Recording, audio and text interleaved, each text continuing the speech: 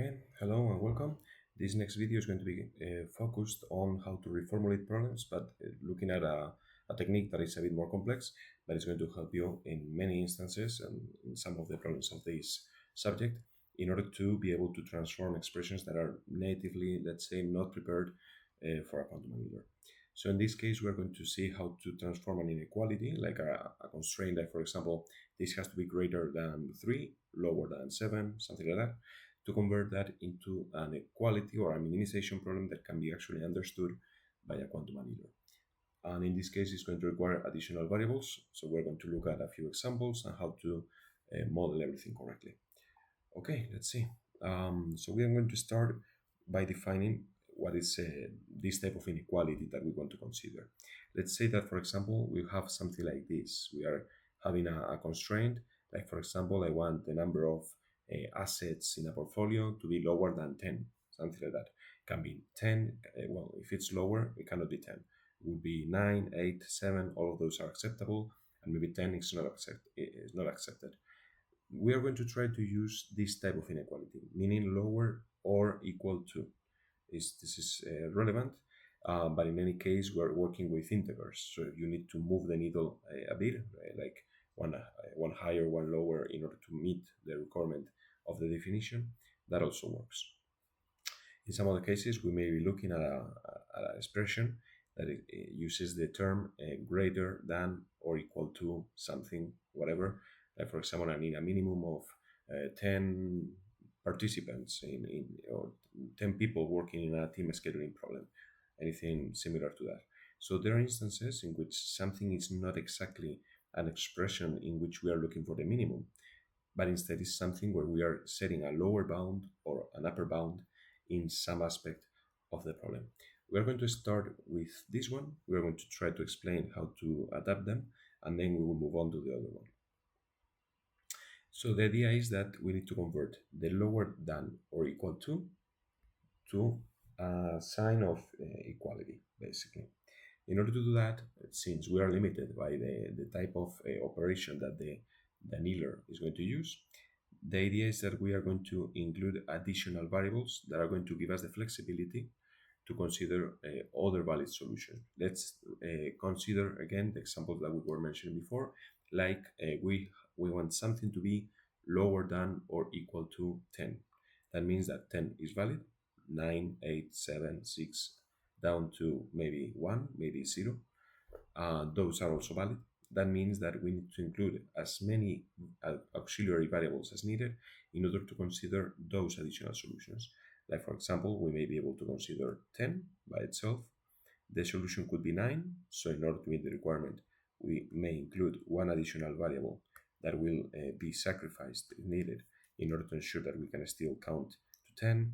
Maybe we want to consider 8, and in that case, we will need 2 additional variables. So that's going to be the strategy. As you can guess, you need to understand what is going to be the minimum value, because if the minimum is 5, that means that we only need 5 variables, auxiliary variables. If we are going to allow for the solution to be as low as 0, we will need 10 additional variables. If we want to consider in this same example negative values like -10, that means that we need 20 additional variables, 10 for the positive side of the solution space, and another 10 for the range between -10 and 0. So that's another requirement. We are going to need to understand how many variables are needed. And those variables are going to be called slack variables. It's just the standard term that you will find in papers and in definitions of examples, exercises, and so on. These are called slack variables, but in the end, it's just a term to specify that these are auxiliary variables whose final value is not going to be relevant. If you consider that your solution is 10, or is 8, or is 7, is not relevant that the slack variables are taking a value of 0 or 2 or 3 to complement that gap. So in the end, in terms of definition, we are going to consider our previous model. If we go back, you can see that it's this one that we were defining here. But instead of going for the lower than, we are going to use an equal sign, and then we're going to allow some room here, some additional values, by using a slack term, This slack term, in this case, is a single s because we may need several binary variables in order to define that requirement. And we will use then, as exactly following that idea, a binary expansion. So the idea is that that s is going to turn into 1, 10, as many variables as needed, binary variables, in order to allow for that gap to take place. So we are going to consider a simple example without getting into a lot of details, but let's assume that we are considering this expression that was initiated by the lower than or equal to m. We have converted that into an equality, and we have included the plus s, and now we need to consider the value of that s in terms of binary expansion. We were considering the example before of being lower than or equal to 10. Now we are going to consider something else. Let's assume that m is going to be 1. So we will have something like a sub I, v sub I, this is over I, plus s, which we are still determining. Well, actually, let me do it in phases. Maybe it's easier that way. This should be lower or equal to m, which is equal to 1.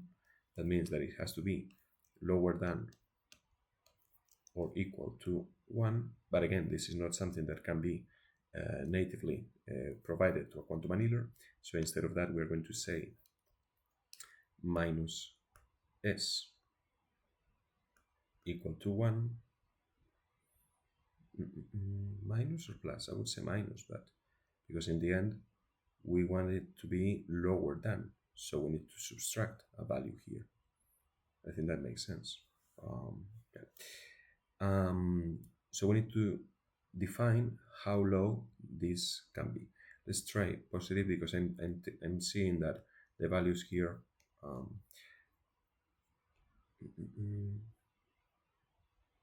yeah, I think it's prepared to be positive. Okay, so plus s. So s could be I don't know. Let me check.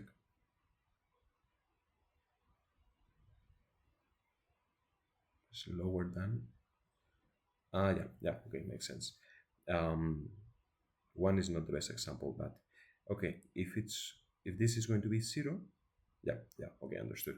If this is going to be 0, that means that this value of s might have to be 1 in order to meet that requirement.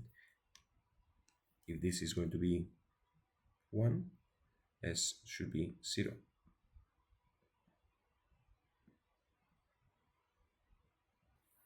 If this we allow a value of minus 3, for example, this would have to use a value of 4.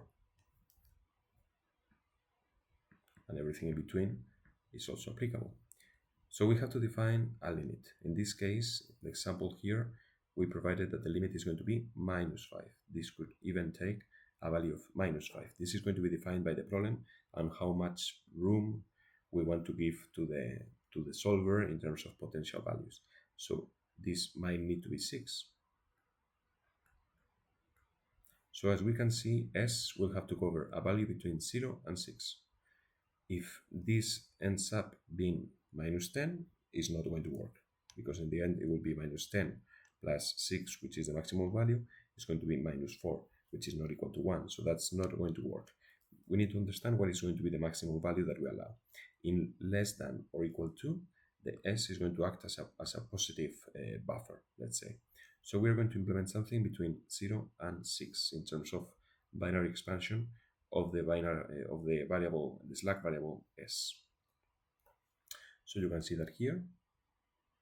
So we need to provide binary variables in order to allow that to happen. Now, 6 in decimal base, if we use a binary base, which is going to be, because you could do something like, okay, I'm going to use variables, let's call them s, not because it's related to the Ising model, but because it's related to a slack variable. We could do s from s sub 0 to s sub 5. So we will have 6 slack variables. But there's actually a way to make this more efficient. Instead of that, having 6, you can just do it with 3. In order to determine that, you need to convert 6 to binary, it's 1, 1, 0. That means that you need 3 binary variables, S0, S1, and S2. These are binary, so they would have a value of 0 or 1. And in order to get from 0 to 6, you need to place them in this manner, using the idea of how you would convert from binary to decimal. The lower, the binary variable with the lowest weight, a weight of 1, would be this one. The next one would be 2 to the 1. This would be 2 to the 0, a value of 1. 2 to the 1, a value of 2. That's why the coefficient is 2. And 2 to the 2, which is 4, and there you would have a coefficient of 4. This is going to allow you, we can even represent the full list of combinations.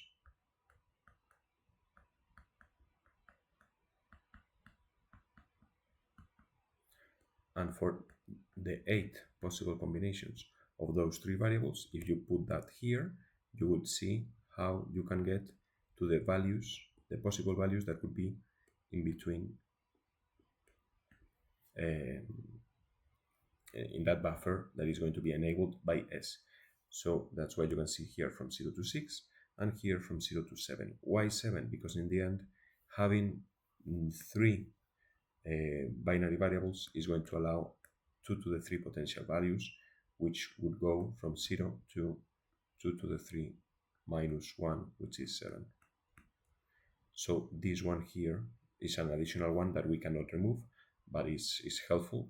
I mean, it's not, it doesn't represent an issue. Maybe we will need some validation stage after retrieving the results, but it's not an issue in principle. So as you can see, with just 3 slack binary variables, you can implement a buffer between 0 and 6. And that's why you see that you can get to 7. You could even use that. If you want to include an additional binary variable, you will be able to get to 15. So that means that this is quite flexible. That could allow you to implement a much larger buffer as needed. So once we get to the final expression, we started with something like this.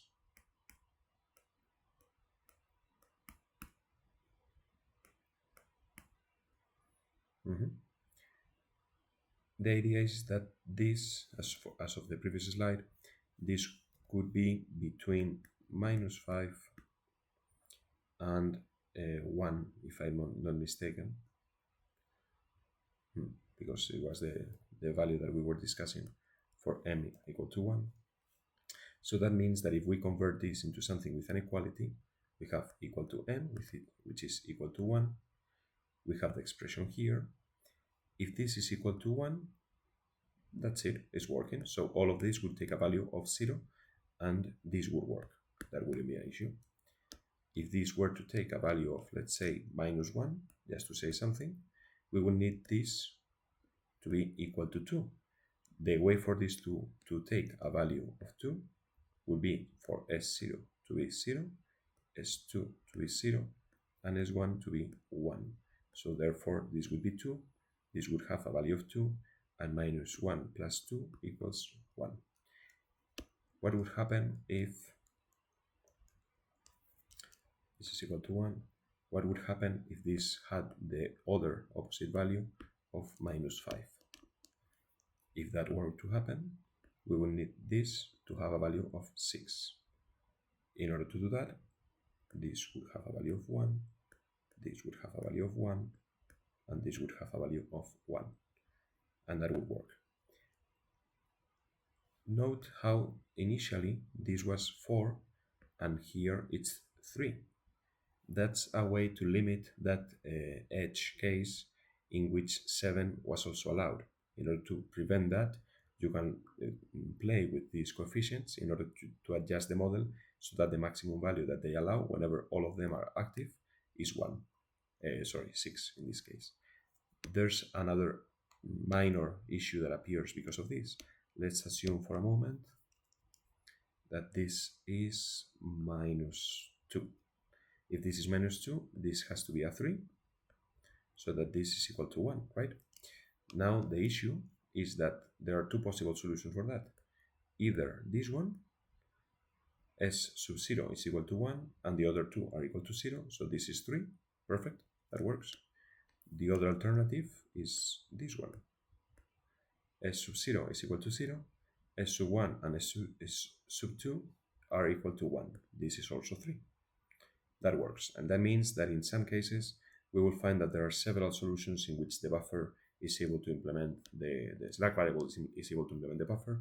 That's okay, but this is a way to prevent that 7 allows you to work, because in that instance this would mean that -6 here would be allowed, because this can even take a value of 7. So this is the way to prevent that. But in the end, as you can see, by using a slack variable that can be divided into actually several binary variables, you can implement something that turns an inequality to an expression that is based on an equality and can be used to later on implement a minimization. Because once this is an equality, you can just use the other technique that we discussed, equality to minimization, in order to convert this into something that can be provided to a quantum annealer, can be merged with other constraints, other binary quadratic models into a more complex problem. That's one example that we will see over the next chapters, and we will use this on actual real life examples, so it's going to be much easier to understand once we get to that point. So just as a review, if you have something in this shape where your expression has to be lower than or equal to something, being something an integer, in that case you use a positive slack variable that is going to act as a buffer if this is lower than the upper bound, let's say. In that case, S is positive, and you consider once you have the value of S and the value that the rest should be able to take as a limit, in that case you apply binary expansion. The important thing, and that the thing I was reviewing earlier, was that this has to be positive. In the opposite scenario, greater than or equal to, is exactly the same idea. Exactly. The only difference is that in this case, S is going to be negative, because this could have exactly the value of M. If it's higher than M, you will need something to subtract to that solution in order to meet the value of M. But apart from that, it's exactly the same idea. You calculate this part instead of this one, you calculate the maximum value that this could have and which difference would be needed in order to get to M, which negative value would be needed in order to make this expression equal to M, and with that you calculate how many binary variables you need in order to implement that slack term. That's the idea. So we will cover several examples over the next chapters, and everything will become much clearer. Thank you so much.